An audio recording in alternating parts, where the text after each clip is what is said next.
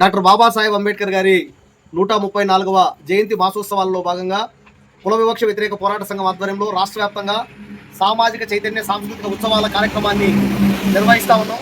అందులో భాగంగానే ఈ ఏప్రిల్ 22వ తారీఖు నుండి మే 30 వరకు దాదాపు నెలన్నర రోజుల పాటు రాష్ట్ర వ్యాప్తంగా డాక్టర్ బాబాసాహెబ్ అంబేద్కర్ని చూయించేటువంటి ప్రయత్నం చేస్తున్నాం.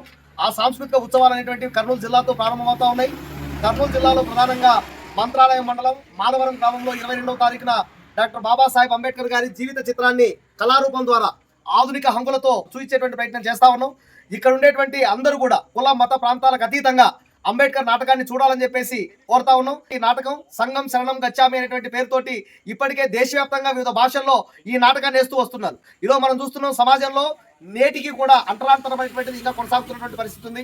ఆర్థిక అసమానతలు ఉన్నాయి, రాజకీయ అసమానతలు ఉన్నాయి. వీటన్నిటిని ఎప్పుడో సంపూర్ణంగా పోవాలని చెప్పి కోరుకున్నటువంటి మహనీయుడు డాక్టర్ బాబాసాహెబ్ అంబేద్కర్ గారు.